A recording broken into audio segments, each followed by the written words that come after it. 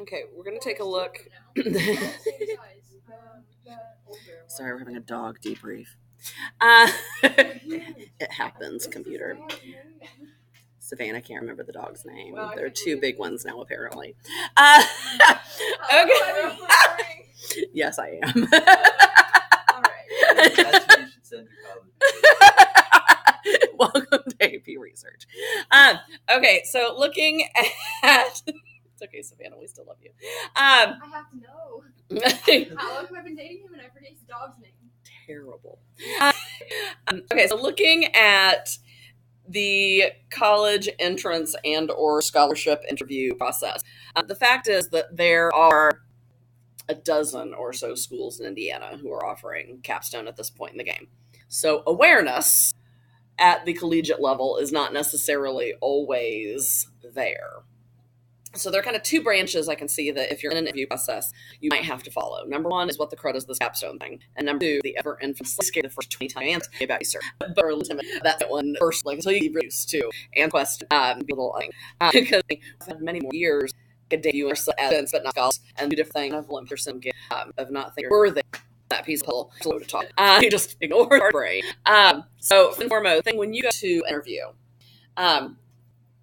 most scholarship interviews in specific are kind of panel or board interviews. So it's going to be you versus like 6, 8, 10 people. Okay. Right. Let your experience. 10. It's a lot of thing for the taking 10 people during the that mom sitting at the front. Some of them are to be these particular there to have maybe a couple people in admissions, maybe someone from the alumni council on it. Have this what you do is assume that the people you're facing have the same experience as you do. It's that whole Wonderland thing, like she said. You have to talk to them in their world instead of in yours. Okay? You know that you're doing a critical analysis using narrative method. They don't know what the heck that means for 9 out of 10 people you're sitting across the table from at best. So you have to kind of think about how you're going to communicate this, not to someone who's dumber than you are, but to someone who's different than you are. And so when you start looking at that, let's talk about the capstone piece for just a second. There are going to be probably some questions that come up over the same, even if they just say, I'm not familiar with seminar and research, and I see it on your transcript. What are those? Okay.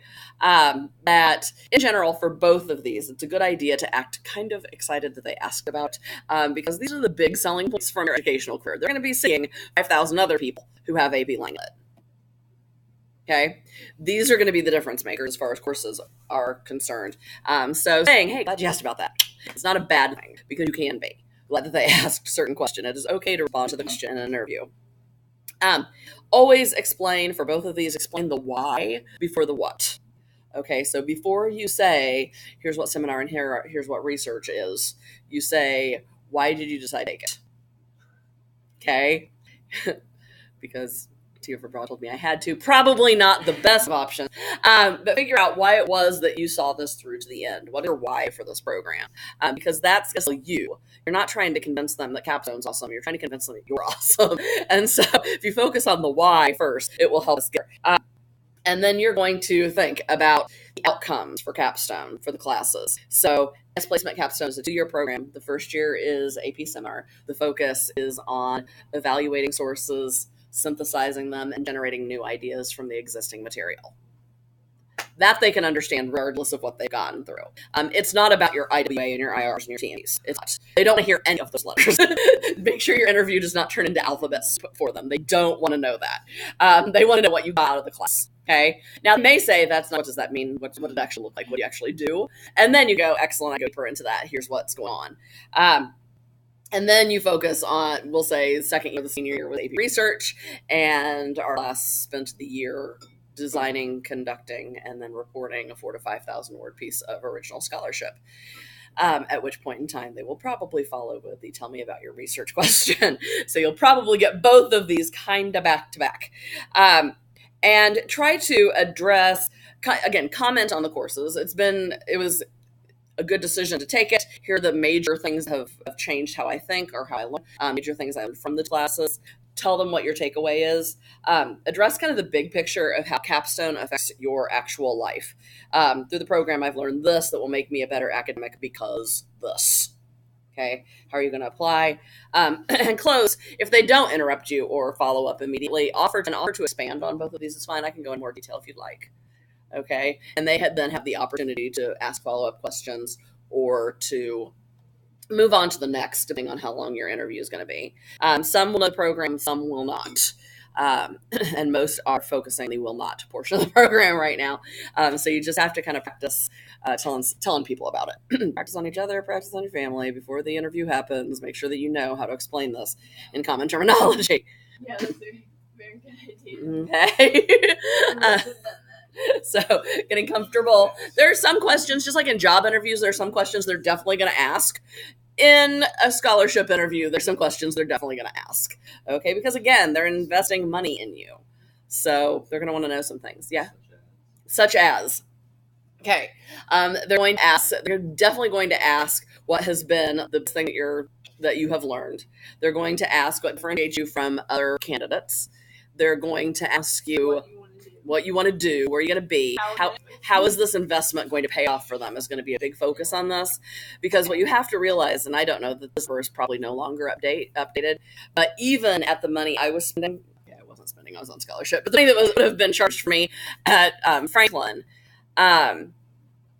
was less than 20% of what it actually cost to school me that year.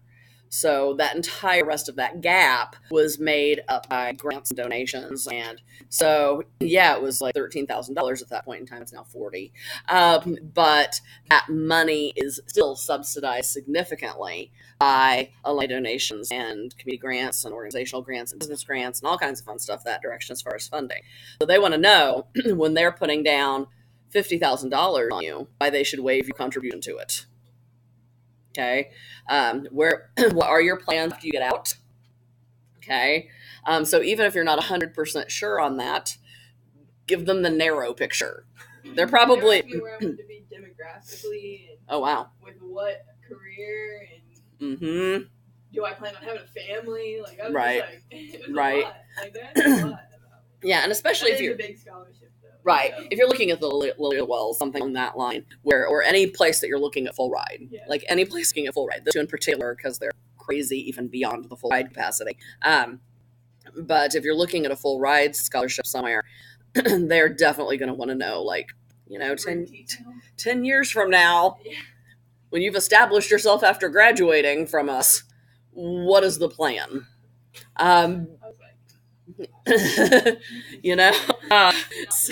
So making sure that you have a goal for that you're not just going to like the degree and be like, yeah, that's nice, and become like, I don't know, a blogger on YouTube. And then that's because, again, all of that, your accomplishments go on their resume to get them more donations.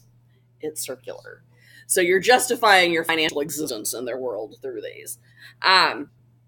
When it comes to talking about the research in comparison, you follow with the same sort of stuff. Yay, I'm glad I get to talk about this. And then here's why I picked what I picked. Okay? I chose this subject area because of this. My only real experience, like talking somewhat impromptu about my own research was when I presented at IUPUI. And that was absolutely the craziest thing ever because it was the same questions over and over for a couple hours because it was people constantly filing through. The good thing was I could practice for a couple hours on the same few questions. So people would stop up, and you've got undergrads clear up through PhDs whose leading question is, hi, tell me about your research. So yeah, tell me about yourself is definitely going to happen. Like that's open domain.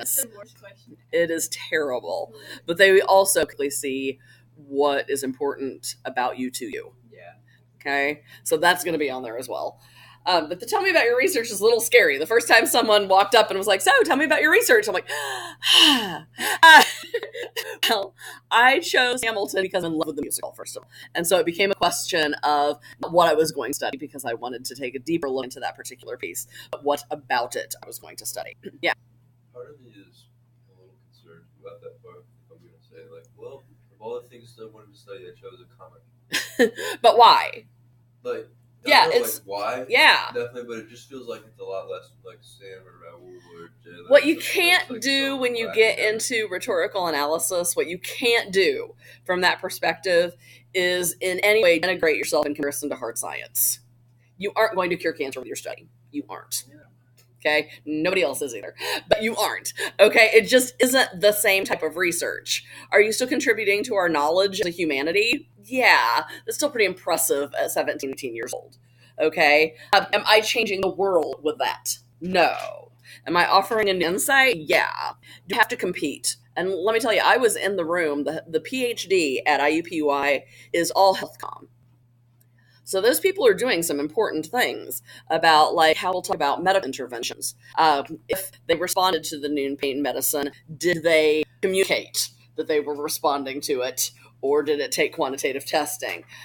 Looking at, even within my class currently doing qualitative work, we've got one looking at how college students talk about the flu vaccine. We've got one talking about new mothers who discovered that they were not able to nurse and how they talk about that moment where they realized they had to go to the bottle. We have people talking about end-of-life decision-making. Like, we got some heavy stuff happening in there. And then you get around to me, and as we're sharing at our research subjects, I'm like, I'm taking a look at how people talk about patriotism. Like, it's not going to change the world, probably. But it's interesting. It will be able to point out some unique things about how people across the political spectrum look at the issues that we're facing today. Are we speaking two different languages? Are we speaking the same language in different ways when it comes to that subject matter? And that's important because when the rubber hits the road, our current views of patriotism affect how we interact as a humanity, and especially in the United States right now. So I can justify the importance of that research without comparing it to somebody who's doing like biomed. That makes me feel a lot better because I definitely feel like we can do the same. Yeah, absolutely. Absolutely. Just right off the bat, like I was talking to someone about it, and they said, "What are you researching?" And I said, "Well, I'm doing a rhetorical critique of Calvin and Hobbes." And they're like, "Oh." Yeah, you're going to have to give them, especially in an interview setting, a little bit more than that. So, when I established, like, here I chose Hamilton, what I decided to look at, the most controversial part of that is the last 5 seconds, because there has not been a consensus, and Lynn has chosen to remain silent on the subject. So I decided to use the narrative method mixed with a touch of Susan Lander's feminist rhetoric to look at how he constructs the meaning of those last 5 seconds. So as I was going through and answering questions about it, you can go deeper and deeper and deeper. Okay, we have a dog named TV timeout. Jayla, does Shelby sound familiar? Shelby? Oh, for the dog's name? No. Shelby the dog. I'm not sure that's a thing. Oh my gosh. Savannah's losing her I've been mind thinking completely. for the past 15 minutes. I know, she's ignoring me completely. It's all dog names. I'm so sorry. I love life. So Bagel Fridays. So Please don't embarrass me. Sorry. What's your dog's name? It might be Shelby. It might be. That's a weird dog. that's a really weird dog name. Their other dog's name is Gigi. But I have a male cousin named Shelby. What? Yeah, also kind of weird. He's a police officer. A male cousin police officer named Shelby. Let that all kind of like settle in. That doesn't sound right. It's weird. Okay. Always, you don't want to, nor will you really have an opportunity to cycle back to your research question as a question. It's going to be, I'm studying this to find out this. Okay. And again, speak in their world, not yours. So if I were talking to people who were not comm students, it was mostly comm students coming in, I would not say that I'm doing a feminine narrative critique. 5 seconds. I would say I'm looking at how Lynn used theme, character, audience, and I forget what my 4th element is. That's bad. It's been a while since I wrote the paper.